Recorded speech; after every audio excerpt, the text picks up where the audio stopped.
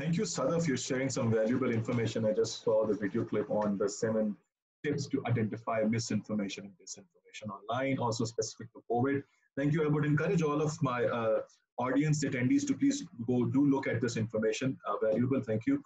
Let me ask this question to you and to Fasi as well. Then that we talked about political motivation. We also talked about many right wings getting active. We also talked about how different countries reacted. But in case of Pakistan, the state society gap, which is now ever widening because of the spread of perhaps these fake news, mostly, yes, in some cases are politically motivated. But in COVID, whether it was the government is not responding enough, whether it was the government is giving fake figures, there's less testing happening while everyone is putting out the test data, and that there is nothing in the rural sector. It's only an urban phenomena, maybe because people are not moving around. And then came this whole social unrest and anarchy that and huge fake news conspiracy that government gets money on every death that is happening in the country.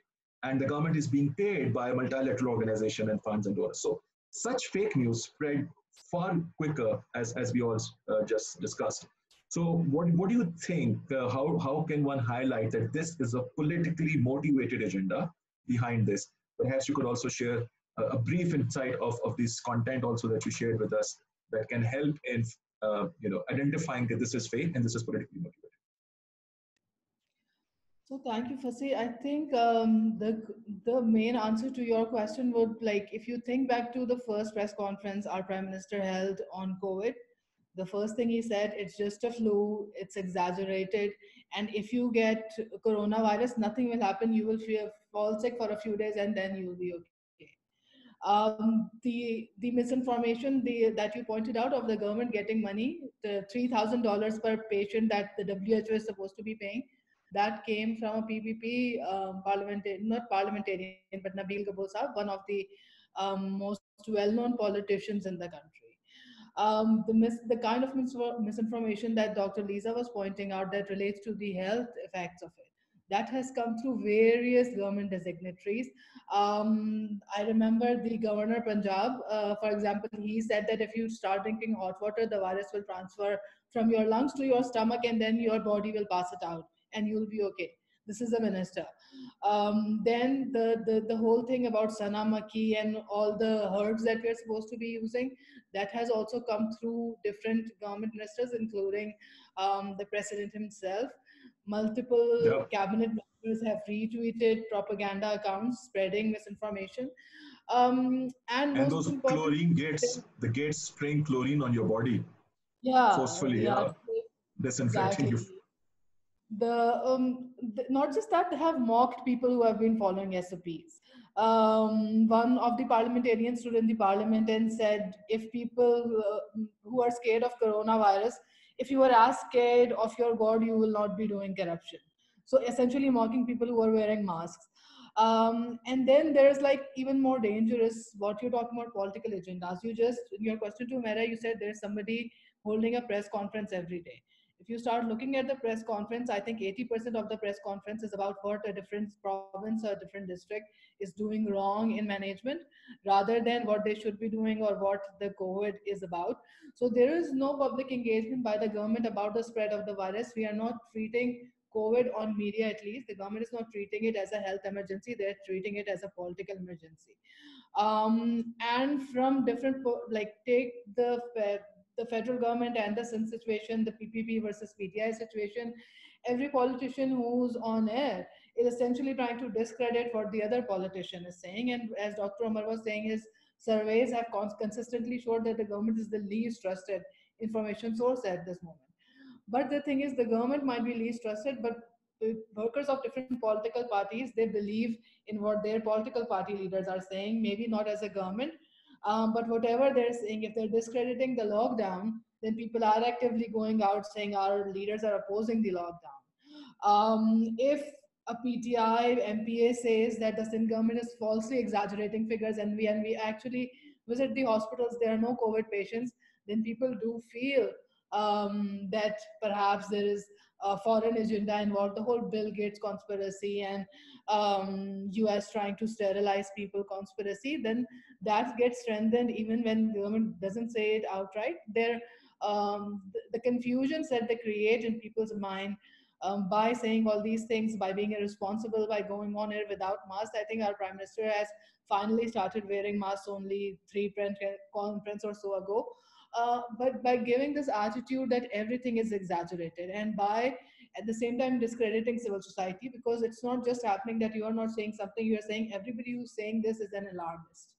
Everybody who's saying this is essentially serving a foreign source or something. So you create an environment where you are not giving the right information, and you are putting the credibility of people who are questioning your narrative at risk too. So where does the public go then? And that's where what Dr. Umar was saying comes in again. People do, if that's the information I'm getting, if that's the information that makes me feel safer, I don't really know whether mask works or not work, and then suddenly there's this piece of information that goes some impressive sounding university which nobody has ever heard of but has a very interesting name, and a panel of 10 foreign professors, and they have suddenly said that it's all okay and you're going to be okay, then I want to be okay. And then I automatically think, okay, all this is just confusion, and but this is something credible, and this quote starts, and why would somebody be making up starts, and so you automatically start going into that direction. So in terms of what to do, I think the first thing the government needs to do is to stop saying these things that are false. Stop saying, Murad Saib needs to stop standing in the assembly and say, for example, that New York is going bankrupt, so they're looking at Pakistan to see how lockdowns have to be put in place, giving the impression that we have this sorted. The world doesn't have it sorted, we have it sorted. And the world is now following us, so it's okay, you go out and you do whatever. Then the second thing I think the government is failing it is, picking up narratives that we as civil society can't. There are lots of sensitivities involved, religious sensitivities. For example, the Sana Maki and all the cures, they're most often being presented at Tibbi Nabwi based cures. And when religion comes in, people like you and me, people who do not come with religious authority, if we counter it in public spaces, then we stand at risk, unfortunately, given the society that we live in. So, where is the government machinery, institutions like the Council of Islamic Ideology or whatever, the ulama councils and the religious ministry, in places where civil society is at risk with regards to countering information that has an extremist religious element brought into it, that can only be done through responsible governance. And that Okay. is what I see missing currently happening in public spaces. Okay. So thank you so much for sharing this so candidly and openly, Sadaf. Really appreciate this and very important points that you highlighted. So, Fasi, we saw that there was these, reconciliations. There were actually lots of consultative sessions with religious leaders, with leaders from different parties, and still we are in this whole chaos that we are in right now. Some reasons Sadaf has explained and highlighted. What do you think is a further role that can be done, and in terms of especially how to highlight that this is a politically motivated news and post? So I actually think that I thought Sadaf gave a masterclass explanation of the whole politics of this and why this is a problem. And the biggest thing that we need to understand is that any campaign addressed at this will never supersede the political reportage that goes on every day and dominates the airwaves and actually forms opinions. And that's the fundamental problem that we have right now.